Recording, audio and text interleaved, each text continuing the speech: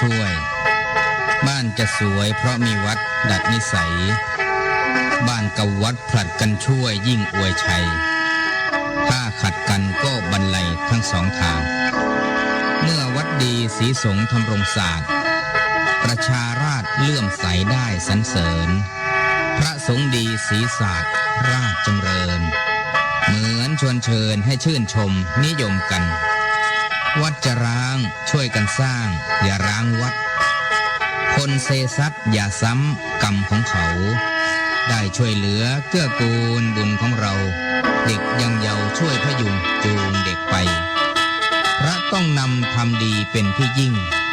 โยมต้องวิ่งตามด้วยช่วยศึกษาพระและโยมร่วมช่วยกันพัฒนาศาสนาช่วยคนชาติพ้นภัย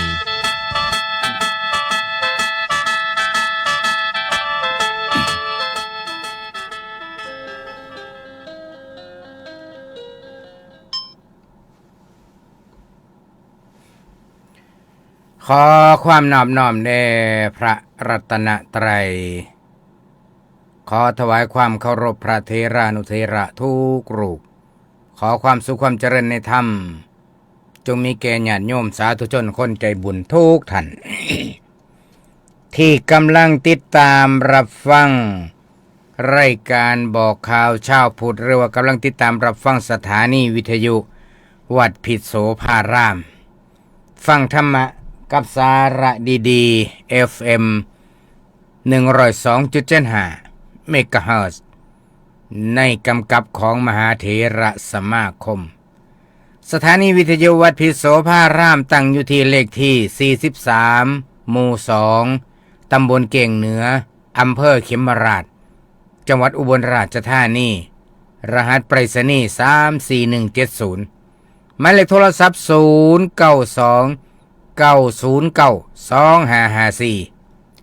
มื้อนี้เป็นวันอังคารที่24เดือนกุมภาพันธ์พุทธศักราช2569 อาตมาภาพพระครูเกษมพิษโสพลผู้อำนวยการสถานีวิทยุ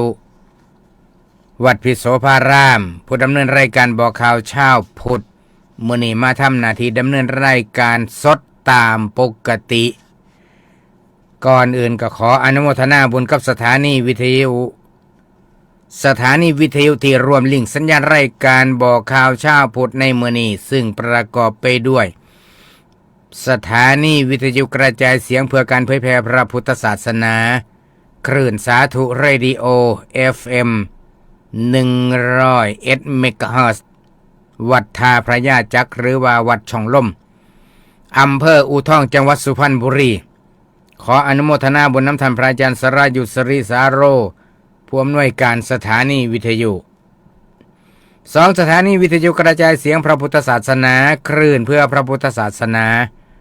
FM 90 เมกะเฮิรตซ์วัดหน้าล้อมตำบลเขาหลานอำเภอทับสะแกจังหวัดประจวบคีรีขันธ์ขออนุโมทนาบุญน้ำท่านพระอาจารย์พระครูสังฆรักษ์สำราญอภิชาโตผู้อำนวยการสถานีวิทยุ3สถานีวิทยุกระจายเสียงพระพุทธศาสนาจังหวัดประจวบคีรีขันธ์ FM 91 เมกะเฮิรตซ์วัดดงไม้งามตำบลชัยเกษมอำเภอบางสะพานจังหวัดประจวบคีรีขันธ์ขออนุโมทนาบุญน้ำท่านพระอาจารย์พระครูโสพลวนารักษ์ผู้อำนวยการสถานีวิทยุ4สถานีวิทยุกระจายเสียงพระพุทธศาสนาวัดทางสาย FM 99.75 เมกะเฮิรตซ์ สถานีวิทยุตั้งอยู่ที่พุทธธรรมสถานอุทยานวัดทางสายตำบลท่งชัยอำเภอบางสะพานจังหวัดประจวบคีรีขันธ์ขออนุโมทนาบุญนำหลวงพ่อพระครูเมตตาปุญญภาสเจ้าอาวาสวัดทางสายและก็พระอาจารย์พระปลัดนิจพลพลายาโนผู้อำนวยการสถานีวิทยุ5สถานีวิทยุกระจายเสียงพระพุทธศาสนา FM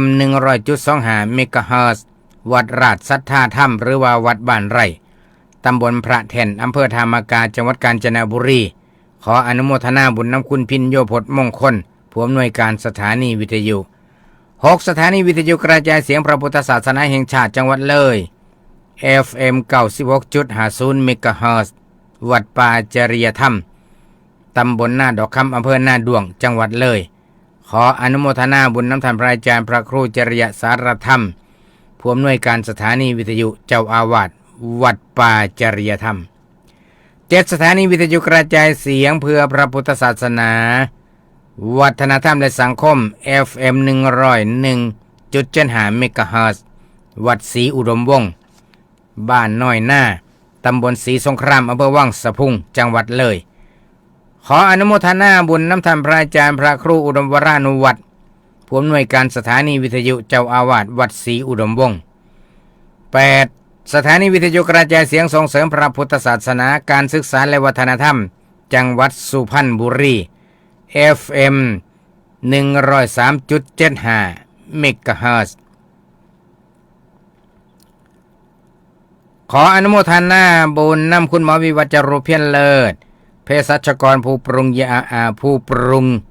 ยาน้ำมะกรูดตราหมอวิวัฒน์จังหวัดสุพรรณบุรีและ9สถานีวิทยุสถานีวิทยุ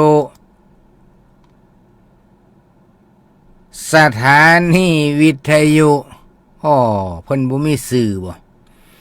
FM 88.75 เมกะเฮิรตซ์คลื่นแห่งความสุขความเจริญเพื่อคุณอันนี้อยู่วัดป่าชุมชนฝ่าหวนบ้านฝ่าหวนอำเภอศรีเมืองใหม่จังหวัดอุบลราชธานีมื้อนี้พระอาจารย์พระครูอุบลวชิรคุณแจ้งมาว่ามื้อนี้เพิ่นลิงก์สัญญาณรายการบอกข่าวเช้าพุธคันพระอาจารย์ลิงก์สัญญาณรายการบอกข่าวเช้าพุธก็เอากันลิงก์ไปประจำทุกวันแต่วันจันทร์ฮอดวันศุกร์โยมสิได้ติดตามฟังประจำอันนี้ความจริงสถานีวิทยุเพิ่นตั้งมาแล้ว25ปีโยม แต่ว่าลิงก์รายการบอกข่าวเช้าพุธนี่ถือว่าเพิ่นเป็นน้องใหม่มื้อนี้แต่ว่าความจริงสถานีเพิ่นเกิดก่อน25ปีแล้วอยู่ศรีเมืองใหม่ตอนนี้กำลังปรับปรุงกำลังรออุปกรณ์จากช่างผู้ชำนาญงานในการที่จะปรับปรุงให้เสียงธรรมมีคุณภาพเพื่อให้ศรัทธาญาติโยมพี่น้องโดยเฉพาะพี่น้องชาวอำเภอศรีเมืองใหม่ในเทศบาลอำเภอศรีเมืองใหม่เลยอยู่ใกล้ๆเสาสถานีวิทยุวัดป่าชุมชนฝ่าหวนห่างกันแค่5 กิโลเมตรเท่านั้นดังนั้นก็เรียนเชิญเจริญพรพี่น้องชาวอำเภอศรีเมืองใหม่จังหวัดอุบลราชธานีห่างจากวัดพิษโสภารามไปนี่ประมาณเท่าใด80 กิโลเมตรประมาณนั้น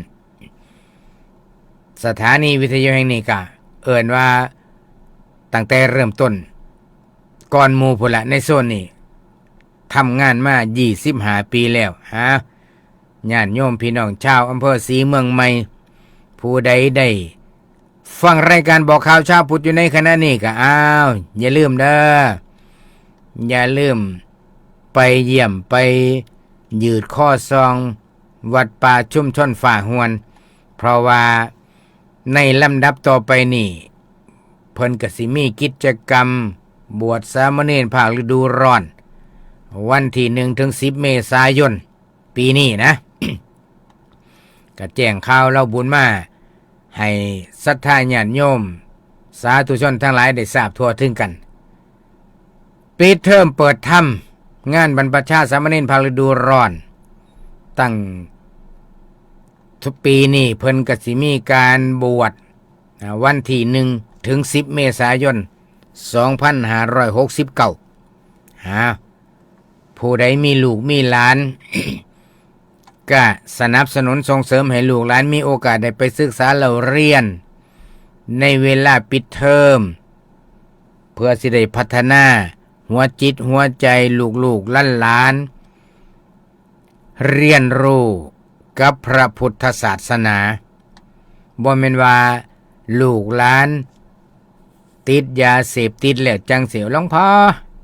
ให้ลูกผู้ขาไปบวชเน้นนำได้บ่แม่นจังสั่นเด้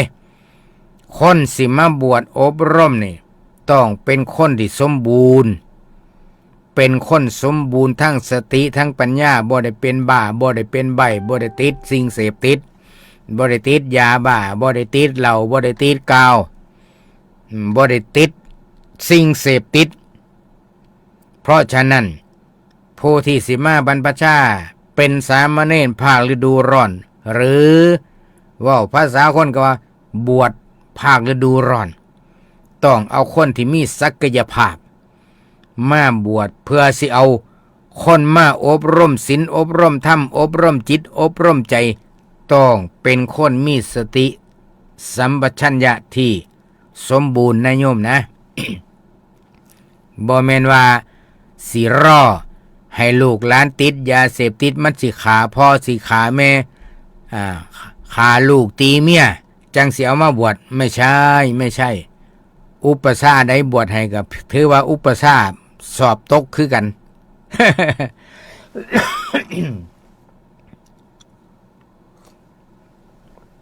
ดังนั้นอาตมาจึงขอ ใส่เสียงในรายการบอกข่าวเช้าพุทธในแจ้งข่าวเราบุญมาให้พุทธศาสนิกชนได้ทราบทั่วถึงกันเพราะว่าตอนนี้กำลังสิเข้าสู่ฤดูกาลปิดเทอมแต่ว่านักเรียนระดับประถมนี่ยังบ่ทันปิดเทอม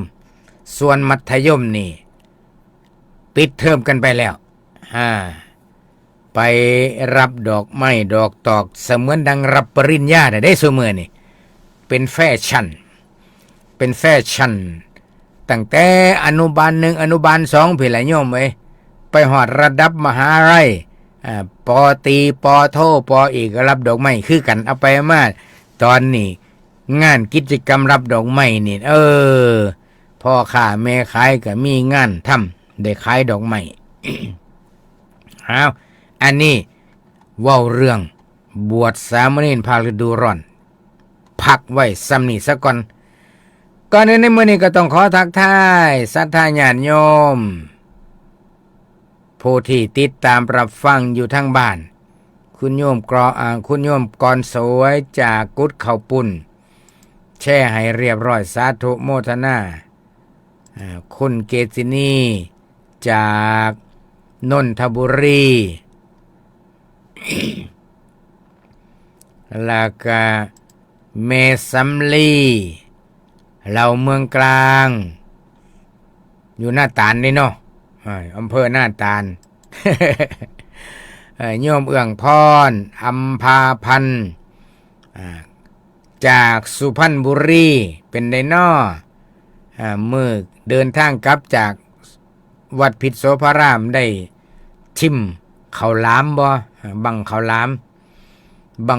มแถวเมืองอุบลท่านมากกับแม่สุมหญิงมีชื่อจากลพบุรีขออนุโมทนาสาธุการที่ติดตามรับฟังรายการบอกข่าวเช้าพุธย่ำเที่ยงต่อมากับคุณบุญศรีทวิลากราบนมัสการเจ้าข้าวังสะพุ่งเจ้าข้าจำได้บุญศรีทวิลาจากอำเภอวังสะพุงเนาะสาธุมื้อนี้อากาศสิร้อนแล้วบ่เนาะทั้งวังสะพุงหรือว่าฝนตกเนาะคุณเด่นชัยประดิษฐ์จากสุพรรณบุรีขออนุโมทนาสาธุการ นำสายท่านศรัทธาพ่อแม่พี่น้องญาติโยมสาธุชนทั้งหลายเอาก่อนสิเว้าถึงเนื้อหาสาระมื้อนี้ข่าวประชาสัมพันธ์งานเข้าปฏิบัติธรรมปริวาสกรรมปฏิบัติธรรมวัดหน้าน้องทุ่งตำบลเกียงเหนืออำเภอเขมราชจังหวัดอุบลราชธานีมื้อนี้วัดหน้าขนันกะออกอภานจบยุติลงแล้วมื้อเช้านี้มื้อแลงนี่ก็ต่อที่วัดหน้าน้องทง เบิ่งว่าสิมีญาติมีโยมมีพระสงฆ์องค์เน้นไปร่วมปฏิบัติจำนวนหน่อยจำนวนหลายขนาดใดมื้อนี้24กุมภาพันธ์แล้วไปถึงวันที่5มีนาคมกะพี่น้องชาวบ้านหน้าน้องทง เพิ่นก็เตรียมต้อนรับปฏิสันถานครูบาอาจารย์พระสงฆ์องค์เน้นปะขาวแม่ชีโพธิสิมาประพฤติวัดปฏิบัติธรรมก็ขออนุโมทนาบุญนำหลายๆมีโอกาสมีเวลาสิได้ไปยามมีดอกทางหน้าน้องทงบ่ไกลวันที่24ถึง5มีนาคมวัดหน้าน้องทงวันที่3มีนาคมงานสมโภชพระปางเปิดโลกที่พักสงฆ์วังเดือน5หมู่10บ้านโน่นตาล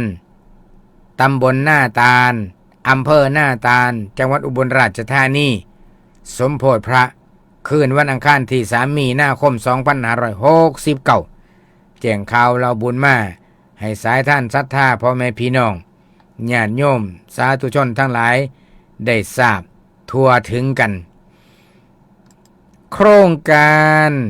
สามเณรภาคฤดูร้อนอันนี้ขอเรียนเชิญเจริญพรศรัทธาญาติโยมร่วมโครงการบรรพชาสามเณรภาคฤดูร้อนเฉลิมพระเกียรติเนื่องในวันคล้ายพระราชสมภพ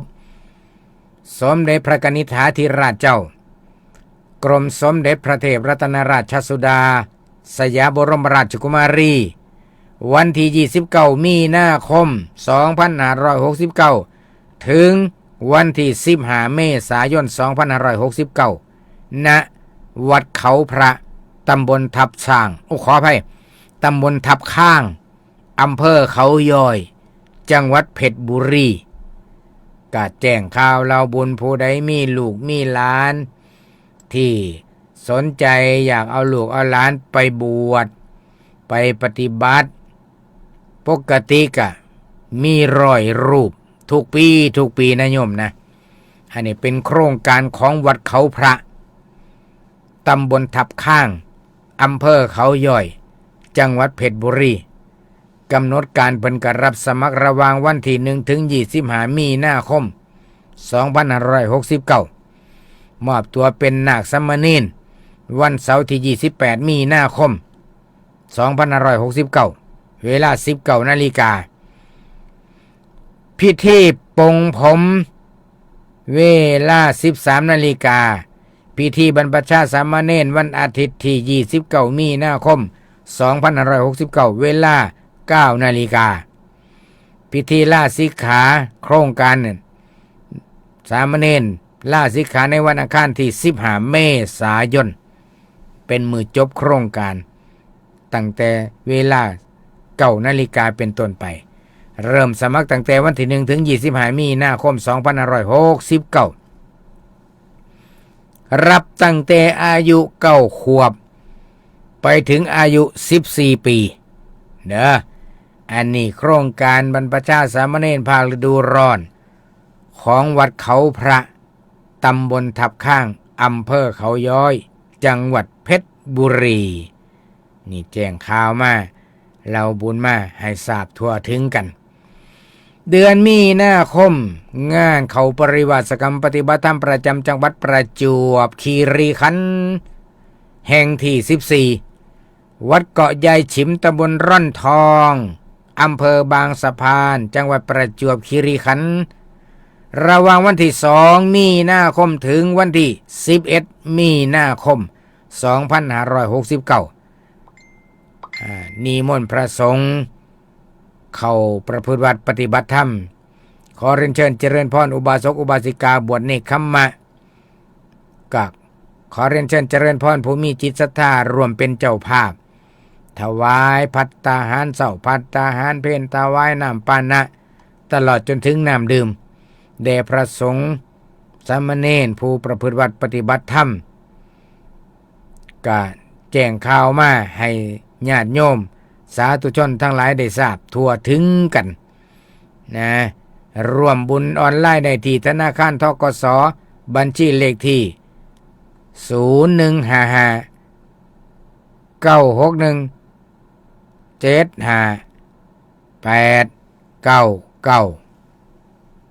ู้ที่เบิ่งโลกออนไลน์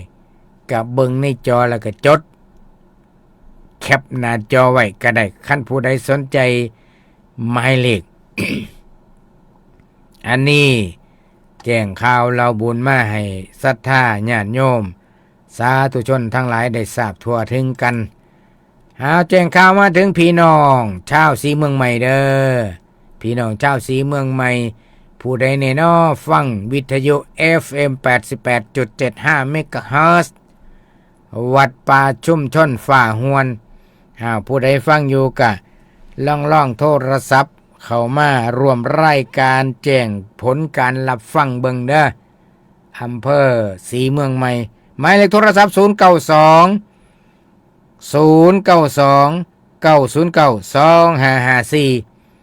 ว่าญาติโยมชาวอำเภอศรีเมืองใหม่แจ้งผลการรับฟังมาเบิ่งเพื่อทางสถานีเพิ่นสิได้ปรับปรุงเปลี่ยนแปลงเพิ่มเติมเพื่อให้มีคุณภาพทั้งนั้นและทั้งนี้ก็แจ้งข่าวเราบุญให้ญาติให้โยมทั้งหลายได้ทราบทั่วถึงกันว่าสถานีวิทยุนี่เป็นปัจจัยสำคัญเป็นกระบอกเสียงของพระพุทธศาสนาบางคนอาจสิเข้าใจว่าสถานีวิทยุบ่มีประโยชน์ประโยชน์อีหยัง บางคนอาจสิคิดว่าสถานีวิทยุวัดคือบ่มีประโยชน์ประโยชน์อีหยังแสดงว่าญาติโยมผู้ใดคิดจังซั่นก็แสดงว่าบ่เคยฟังสถานีวิทยุบ่เคยฟังเทศน์ฟังธรรมผ่านสถานีวิทยุอันนี้ญาติโยมทั้งหลายคันแม่นว่าบ่เห็นด้วยคันแม่นว่าบ่เห็นด้วยก็อยู่ซื่อๆสิดีกว่านะอาตมาว่าเพราะว่าหยังเพราะว่าพ่อใหญ่แม่ใหญ่ลุงป้าอาน้าบ่าวผู้เพิ่นสนใจมีอีกเยอะคนฟังเทศน์ฟังธรรมสถานีวิทยุอาตมาเชื่อคันอาตมาบ่เชื่อเนี่ยอาตมาบ่นั่งเฝ้าเสาวิทยุมาถึง22 ปีดอกโยมอาตมาเชื่อว่ามีผู้ฟังอาตมาบ่เชื่อว่าบ่มีคนฟังอยู่ไกลวิทยุ FM ซุมื้อนี่บ่มีไผฟังดอกเพิ่นว่าผู้ลางคนเรื่องของเรื่องก็บ่แม่นแนวอื่นดอก1อิจฉา2ต่อต้าน3บ่เคยสนใจก็เลยเว้าออกไปเพื่อสิเอาหยังเพื่อสิเอาความชนะแค่นั้นเองชนะแนวจังซี่มันก็บ่ได้ประโยชน์หยังดอกโยม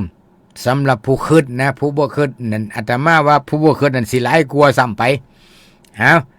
แต่ก็บ่ถือสาหาความดอกเสียงนกเสียงกามันก็มีอยู่จังซี่ละเสียงนกเสียงกาก็มีอยู่จังซี่แต่สมัยอาตมาบ่ทันเกิดเสียงนกเสียงกาก็มีบ่ได้หมายความว่าเสียงนกเสียงกาเพิ่งสิมีมื้อวานมื้อซื่นแม่นว่าอาตมาตายแล้วตายอีกตายแล้วเสียงนกเสียงกาแล้วนี่ก็บ่ได้เบิดไปจากโลกมนุษย์มีอยู่คือเก่าโยมกะแล้วแต่วาสนาของไผแล้วแต่บุญของไผ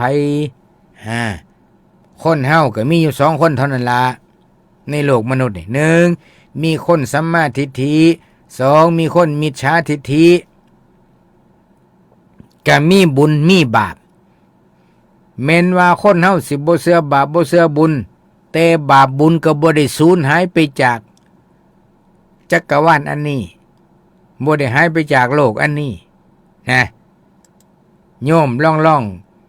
องคิดเบิ่งคิดดีๆตั้งสติดี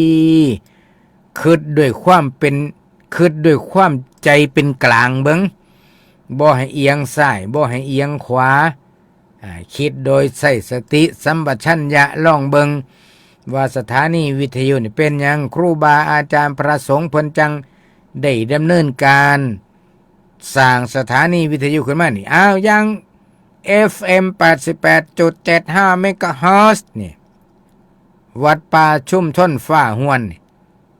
เกิดก่อนสถานีวิทยุวัดพิโสพารามโดยซ้ำไปเพิ่นตั้งมาใน25 ปีแล้วโยมวัดพิษเนี่ยเฮาก็ตั้งมา22 ปีเบิ่งติล่ะอันนี้ผู้ใดเสือกะเสือไปผู้ใดบ่เสือสิกลับจิตกลับใจสิเสือก็บ่ผิดนะโยมนะไม่ว่าอะไรอาตมาบ่ติดใจ ก่อนอาตมาสิมานั่งเว้าเฝ้าไมโครโฟนเฝ้าเสาวิทยุอยู่นี่ก็มีคือการเสียงนกเสียงกาแต่อาตมาบ่ฮู้ซ่าเอ้ยแม่นเพิ่นสิดังคักแน่นอนบาดนี้เนาะพระครูเกษมสิหนาใหญ่ขนาดเลยเนาะบาดนี่เพิ่นว่า แต่แม่นคนสิฟังเพิ่นคักแน่เนาะระวังเบิ่งฟังเสียงเว้าจวกนี่มันคนสิฟังคักแน่เนาะจังซี่ก็มีโยมบ่อึดแต่ว่าก็เบิ่งแล้วก็เป็นคือเขาวายลีเด้อาตมาไปหันมานี่เห็นพ่อใหญ่เห็นแม่ใหญ่เห็นคุณตาคุณยายโอ้ยท่านพระครูเกษมบ่โอ้ยย่างมานี่แน่ให้ผู้ขาเบิ่งใกล้ๆเนี่ยตาบ่ดีพ่อใหญ่แม่ใหญ่ว่ามื้อทอดผ้าก็คือกันมีคุณยายนึงโอ้ยนี่บ่พระครูเกษมผู้ขาฟังแต่เสียงมื้อนี้มาเห็นแล้วไสละพระอาจารย์สำเนียงเสียงเนอว่าซั่นแม่ใหญ่ว่านี่ญาติโยมทอดผ้าป่าสถานีวิทยุวัดพิโสพารามวันที่18 กุมภาพันธ์ทุกปีอาตมากับแจ้งข่าวเราบุญไปทั้งไมโครโฟนนี่ละทั้ง FM 102.75 เมกะเฮิรตซ์นี่ละญาติโยมก็มาเต็มศาลาทุกครั้งอยู่ได้ล่ะปีนี้วันที่18ที่ผ่านมาก็เต็มศาลาคือกันเต็มศาลาคือกันอันนั่นก็แสดงว่าโยมฟังวิทยุเด้เพราะหยังคือเชื่อว่าโยมฟังวิทยุเพราะอาตมาบ่ได้แจกซ่องผ้าป่าบ่ได้มีหนังสือเรียนเชิญเจริญพรพ่อผู้ใหญ่บ้านใต้บ้านเหนือบ้านซ้ายบ้านขวาบ้านใต้บ้าน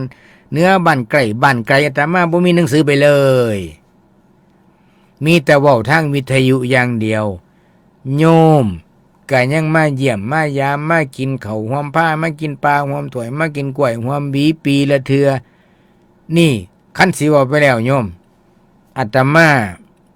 มีความภาคภูมิใจว่าหนึ่งได้บวชเข้ามาแล้วได้รับใส่พระพุทธศาสนาได้ถวายชีวิตนี่ไว้ในพระพุทธศาสนาได้ถวายงานหลวงพ่อพระอุปชา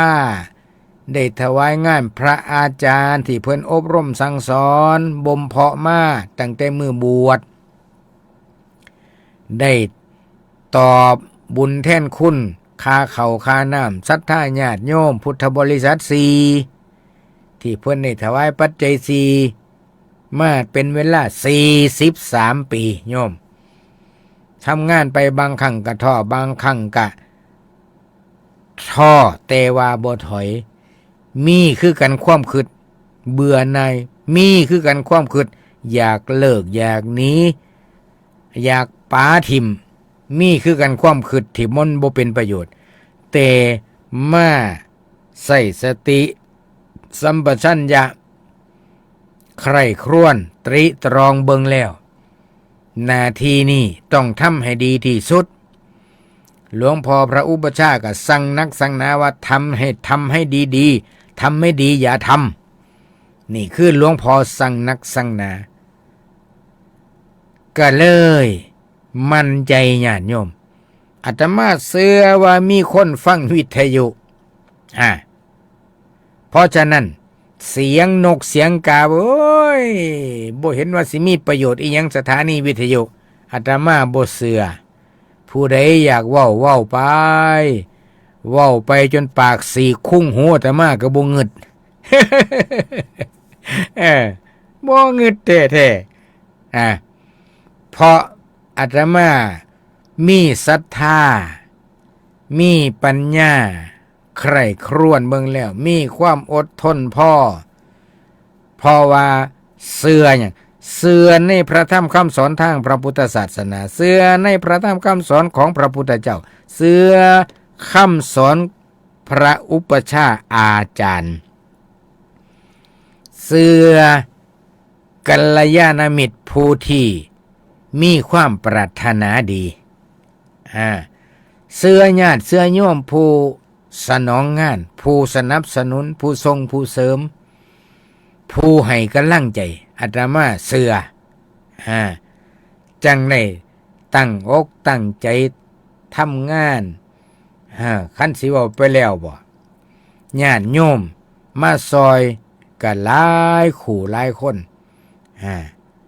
พอหนุ่มเล็กก็พึ่ง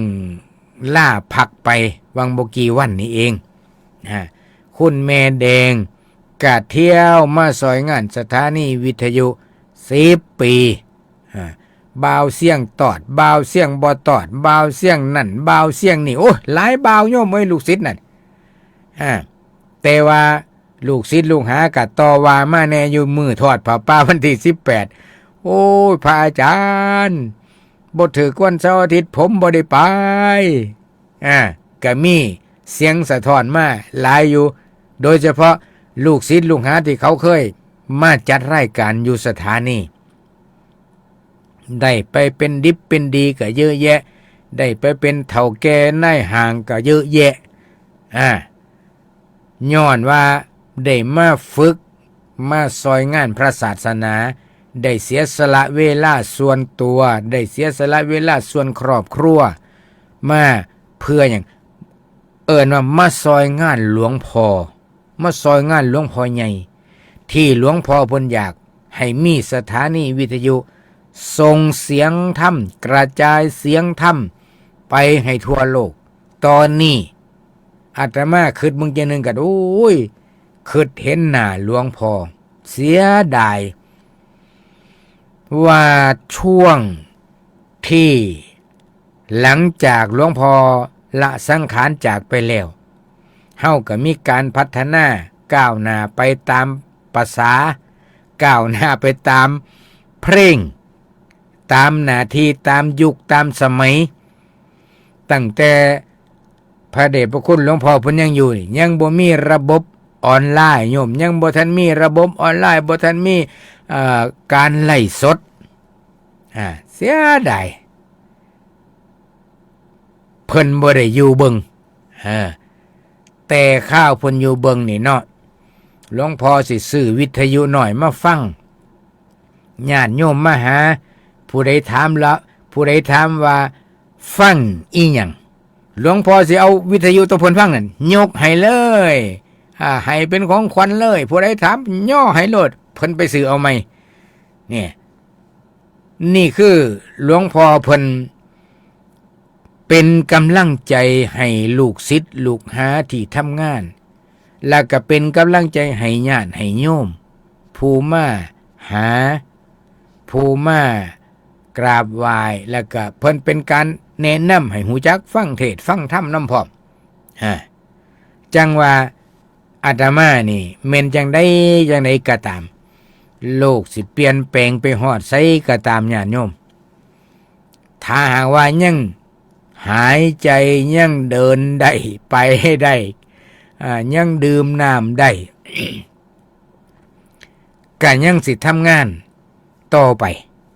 นะก็สิทำงานต่อไปเพื่อยังเพื่อเป็นการทำหน้าที่ตัวเองให้ดีที่สุดก็เจริญพรคุณโยมวันเดอร์สถานีวัดสถานีวัดเนี่ยช่วงชักชวนในทางเพราะว่าสถานีวิทยุบ่เคยชักชวนในทางบ่ดีมีแต่พาไปในทางดีสาธุมีสายโทรศัพท์มาเจริญพร นมัสการเจ้าค่ะหลวงพ่อ โอ้เป็นยังไงทั้งประจวบฝนตกบ่ตกเจ้าค่ะตกแต่ว่า เอ้าตกอืตกมแต่ว่าตกไม่ค่อยเยอะแล้วเจ้าค่ะอ๋อตกพอเปียกแต่ว่าดีค่ะไม่มีลมไม่มีอะไรเจ้าค่ะอ๋อ เจ้าค่ะตกหลวงพ่อรู้โยมเนี่ยฟังประจำแล้ววิทยุนะไม่มีวิทยุโยมก็อยู่ไม่ได้เจ้าค่ะ นี่โยมมาช่วยยืนยันเนี่ยโอ้อาตมาชื่นใจเลยนี่ตั้งแต่สมัยที่แฟนโยมเขายังอยู่ก็จะฟังแต่รายการพระนี่แหละเออรายการเนี้ยแล้วออกมาที่รายการสถานีวัดดงไม้งามแฟนโยมเขาก็ชอบหลวงพ่อใหญ่อ่าหลวงพ่อใหญ่ท่านมรณภาพตั้งแต่เมื่อไหร่เจ้าคะโยมมาที่หลังโยมไม่รู้เจ้าค่ะ2,500เอาผ่านไปแล้วนี่11 ปีแล้วนี่12 ปีแล้วอ๋อเจ้าค่ะแฟนโยมเขาเสียตอนพศ2561แล้วเจ้าค่ะอ่าเมื่อก่อนนะเขาก็ชอบฟังหลวงพ่อใหญ่อะเจ้าค่ะอืมก็ชอบโยมก็ติดตามได้ในรายการธรรมะก่อนนอนเปิดทุกวันธรรมะก่อนนอนตา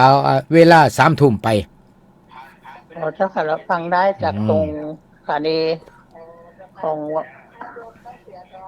วัดไผ่ล้อมบ่หรือวัดไหนวัดโยมฟังจากนาล้อมเจ้าค่ะวัดนาล้อมเนาะเจ้าค่ะสาธุโมทนาบุญได้หลายเด้ออยู่ดีไม่แห้งนอนรับฝันดี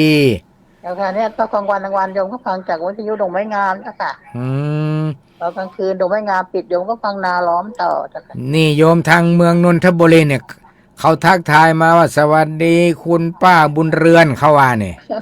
สวัสดีค่ะคุณป้าเกษณีเจ้าค่ะใช่อันนี้น่ารักมากเลยค่ะคุณป้า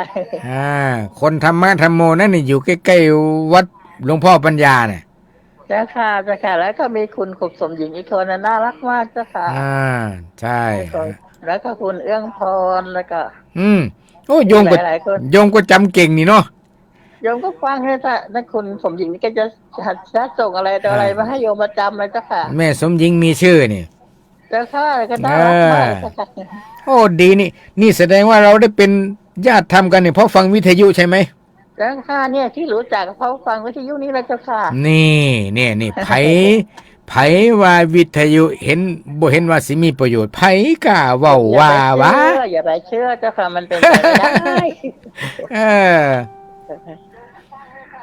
ก็ฟังจากหลายคนรู้จักหลายคนจากวิทยุนี่แหละเจ้าค่ะจากรายการอะไรล่ะรายการดีแล้วก็สมัครจากอเมริกาใช่ค่ะนี่ลุงปิ่นก็มาได้นี่ลุงปิ่นอาภรณ์จากวังสะพุ่งก็มาได้นี่เจ้าค่ะลุงปิ่นนี่ก็เคยทักกันแต่ว่าโยมคอมเมนต์ไม่เป็นเจ้าค่ะขอสวัสดีทุกคนนะเจ้าค่ะนี่มีโยมคนหนึ่งเพิ่นคอมเมนต์มาเพิ่นว่าสถานีวิทยุเป็นสื่อโบราณที่ทันสมัยนานเห็นบ่ใช่เจ้าค่ะทันสมัยถูกใจมากเลยนี่โบราณแต่ทันสมัยยืนยันเจ้าค่ะเป็นความจริงเจ้าค่ะทันสมัยตลอดกาลเจ้าค่ะเจริญพรเด้อแม่บุญเรือนเด้อเจ้าค่ะขอสมัครการหลวงพ่อเจ้าค่ะสาธุอยู่ดีมีแฮงสายต่อไปจากที่ไหนเนาะเจริญพรสมัครการพระครูเสียงจากไสแม่เสียงจากไสจากกุดขปุ้นเนาะเป็นไหนกินข้าวเที่ยงแล้วบ่ห่วยคือจังสิบ่ายโมงเลยคือบ่ทันกินข้าวเที่ยงอยู่มันสิบ่ายเด้ผู้ขากินบ่าย3พุ่นปุ้ย โอ้มาประหยัดแท้ย่านเขาเบิดบ่ผู้ขานี่ผู้นึงนี่บ่ได้ฟังวิทยุผู้ขารถโอ้ยใจสิขาดพระครูเอ้ยทานเบิดมื้อคืนนี่บ่ได้ฟังฮอดพวกพระครูเพิ่นเว้าอันนั้นทำกันนั่นแม่อันที่ถามนี่ถามเพื่อนผู้ว่าวิทยุบ่มีประโยชน์นี่อยากถามแม่ว่าแม่อายุเท่าไหร่ปีนี่76 77สิเข้านี่ล่ะนี่อันผู้ ผู้ใดเคยบอกว่าบ่เห็นว่าสถานีวิทยุบ่เห็นว่าจะมีประโยชน์อะไรนี่เอาฟังไว้เด้อ ผู้ขามันบ่มีประโยชน์บ่ไรมีประโยชน์แท้นั่นนอนบ่ไรอันนี้เมื่อคืนนี่ก็บ่ได้ฟังหลวงพ่อใหญ่ก็บ่ได้ฟังนี่ทานก็เบิดคักอันทานวิทยุนี่ใส่จังมือมันจังเบิดหอยโลนอยู่เลยพ่อปู่คุ้มค่าเงินอยู่แม่นบ่แม่นบ่ได้ใช้หลายสถานีนะนี่ก็ใส่สถานีเดียวก็เบิดอันนี้แล้วก็ปิดไว้ก็มื้อบ่ายแรงคุณก็จังมาฟังทำวัดก็ทำวัดแล้วก็เลยฟังข่าวแล้วก็ต่ออันพระอรหันต์เพิ่นนั่นนี่ก็จังมาฟังอันหมวดพระผู้เพิ่นเจรจากันนั่นจะจังต่อหลวงพ่อใหญ่เมื่อคืนนี้มีซีดีงดน้อยให้ลูกไปอันซื้อทานมาใส่ให้ใส่พระใส่บ่ตึกอันนั้นมันแล้วบ่ติดตายเด้อมันใส่บ่ถือขวามันสิใหม่เด้ให้ลูกเรามาเบิ่งให้โอ้ยเจ้าใจบ่แม่นทางจะเอาทางมุ่นๆมาตั้งปีมันว่าโอ้ยตกใจเบิดผู้ค้านี่ล่ะสนใจแม่งขาดบ่ได้พระครูเอ้ยสาธุคุณแม่สาธุโมทนาบุญเด้อที่มาซอยยืนยันว่ามีประโยชน์แท้วิทยุนี่บ่มีหยังสิประโยชน์ทอวิทยุดอกสถานวิทยุดอกฟังไว้เด้อธรรมะธรรมโมกับสถานีนี่ล่ะสาธุเจริญพรคุณโยมวันเดอร์เพิ่นนะโอ้ยได้ยินซื้อกุดข้าวปุ้นแล้วหิวเพิ่นว่าอยู่ฝรั่งเศสมีข้าวปุ้นขายบ่เนาะย่านบ่มีอยู่หรือสิมีหลายกว่าบ้านเฮาซั่นบ่จักเพิ่นบอกว่าคุณพ่อคุณแม่มายืนยันเป็นหลักเป็นสักขีพยานวิทยุดีจริงทำต่อไปเจ้าค่ะทำต่อไปแน่นอนโยมตอนนี้พระอาจารย์สรายุทธสิริสาโรวัดท่าพญาจักรกำลังสิขยายเครือข่ายออกไปอีก4 สถานีฝากเสียงลอยตามลมมาถึงเศรษฐีใจบุญสู่หูสุคนเด้อผู้ใดสิเป็นผู้สนับสนุนให้สถานีวิทยุเกิดไม่ได้อีก4 สถานีตอนนี้ก็มีศรัทธาหลายท่านหลายคนบริจาคเสามาซอยพระอาจารย์สรายุทธบางท่านบางคนก็บริจาคเหือบริจาคแห้งซอยขนสัมภาระยกมาให้ฮอดวัดจังสี่ก็มีแล้วดังนั้นยังต้องใส่กำลังอีกหลายเติบ4 สถานีวิทยุก็แจ้งข่าวเราบุญมาถึงพี่น้องผู้ที่ทราบข่าวไปบังแล้วที่พระอาจารย์สรายุทธก็แจ้งข่าวไปบังแล้วก็เรียนเชิญเจริญพรพุทธศาสนิกชนเฮาร่วมด้วยช่วยกันขอให้พุทธศาสนิกชนเฮามีส่วนร่วมมีโอกาสได้เป็นส่วนร่วมขอให้ทุกท่านทุกคนได้มีหุ้นส่วนในบุญในกุศลสร้างธรรมาสใหญ่โยมธรรมาสวายเฮาก็สร้างมาแล้วธรรมาสงามๆราคาหลายหมื่นบาทเฮาก็สร้างมาแล้วธรรมาสไม่แกะสลักซื้อราคาหลักหมื่นหลักแสนเฮาก็เคยซื้อถวายวัดมาแล้วบาดนี้มาสร้างธรรมาสใหญ่เสาสูง60 เมตรนี่เบิ่งดูบาดนี้มาสั่นกอยมาซอยกันมาหุ้นส่วนนำกันอีก4 สถานีโยมพระอาจารย์สรายุทธนี่กำลังเตรียมความพร้อมแต่ว่าก็ต้องพึ่งพาอาศัยพละกำลังอาศัยกำลังทรัพย์อาศัยกำลังใจอาศัยกำลังความคิดปัญญาอาศัยกำลังความสามารถกับพุทธศาสนิกชนว่าผู้ใดสิร่วมด้วยช่วยกันออกเหงื่อออกแห้งออกกำลังเสริมกำลังร่วมด้วยช่วยกันซอยกันรอสักครู่เด้อ ให้ดีโดรับแทน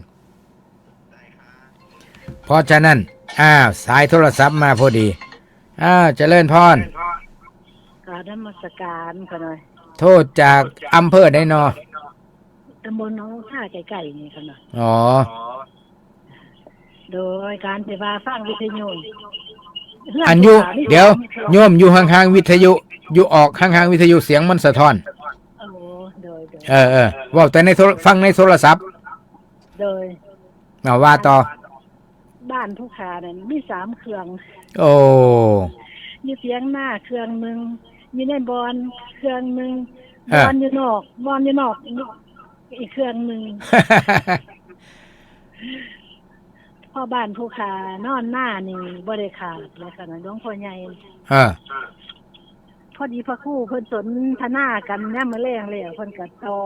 พระครูค่ะอันงานเวลาพระครูไปหันไปนี่นั่นผู้ขาสิฟังว่าเพิ่นเว้าภาษาภาคไผภาคมันเนาะ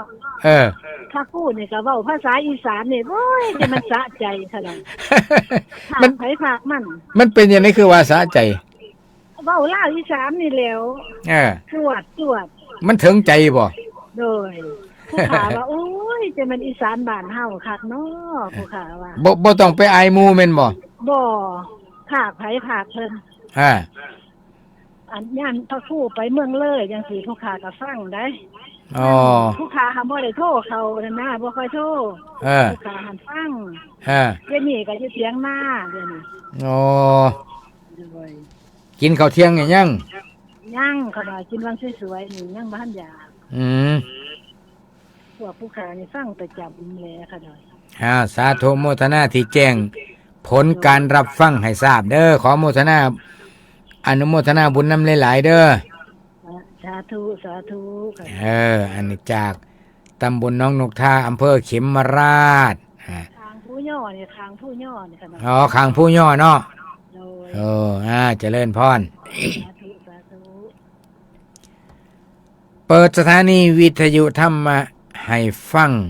ให้เจ้าที่ฟังเจ้าที่ใจดี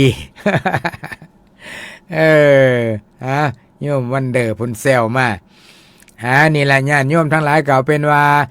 พระอาจารย์สรายุทธยังสิขยายเครือข่ายงานออกอีก4สถานีผู้ใดมีโอกาสอยากร่วมด้วยช่วยกันกะว่ากันไปได้โยมเด้อเจริญพรโอ้ยท่านพระครูนมัสการจากไสนอจากตะการนี่ล่ะผมสิวินทันผู้นึงอำเภอตะการบ่พออยู่ตะการเนาะครับอยู่คอนสายคอนสายเป็นในเสียงชัดเจนดีบ่แถวนั้นชัดเจนนี่ล่ะผมสิขออันนึงนี่เว้ารัดโลดอันท่านเบิ่งโทรทัศน์เห็นแต่หูท่านนี้บ่เห็นหูท่านฟังวิทยุอยู่นี่นั่งซักผ้าอวยหลังใส่ก็ได้ยินต้องเป็นจังซั่นผมถึงติดวิทยุเลยล่ะบ่ได้เบิ่งโทรทัศน์จักเทื่อผมสิขออันนึงเลยอันท่านครูบัดนี้ขอหยังบัดนี่ผู้ที่แสดงธรรมตอนเช้า 6:00 นนั้นผมถามลุงเลยแต่ก่อนนั้นว่าชื่อเจ้าคุณคิตติว่าซั่นคือถอดเพิ่นออกว่าซั่นดอกอยู่ไสอยู่นี่แล้วบ้านเกียง 6:00 นนะวันศุกร์น่ะเพิ่นบ่มาเทศน์ก็สิจังได๋ซั่นน่ะบ่แม่นเทศบ่ว่ามันสิดีบ่เทศธรรมะยามเย็นซุมื้อนี้กสทชเขามาให้ออกเวลา 5:00 นบ่แม่นตอน 6:00 นนี่แม่ท่านพระครู 6:00 นเฮาก็สับเปลี่ยนหมุนเวียนไปเรื่อยๆผู้ใดขัดของเฮาก็บ่ม่นของเฮาบ่ได้ใส่กันเทศเด้เข้าใจอยู่อันจังซี่ท่านพระครูวันจันทร์ 6:00 นเนาะวันจันทร์นี่หลวงพ่อสมภพวันค้านพระพรหมกุณพรวันพุธพระกุศรีวันพฤหัสหลวงพ่อเมตติเสียงดีเย้าออกม่วนเย้าออกอย่าเปลี่ยนวันศุกร์นั้นเจ้าคุณกิตติผมเคยขอฟังน้ำนมเล็กนี่ 2-3 เทื่อก็มีได้เรื่องเดียวเรื่องพรหมกตัญญูเรื่องสัพพินาผมขอฟังสันน้ำนมเล็ก คันเป็นเทปเฮาก็หมุนเวียนไปเรื่อยบ่แม่นเฮาสิเปิดแต่ผู้เก่าซ้ำซากเฮาก็ย้านผู้เบื่อก็มีเฮาก็เปลี่ยนหมุนเวียนไปเรื่อยเพราะว่าข้อมูลอยู่สถานีเฮามีหลายครับวันเสาร์หลวงพ่อพุทธทาสวันอาทิตย์นี่เจ้าคุณปัญญานี่หลวงพ่อปัญญานันทะครับหลวงพ่อปัญญานันทะฟังไปมีลูกเล่นนำเด้ฟังไปด้วยหัวนำลูกเล่นดีหลายจังว่าเอาอัน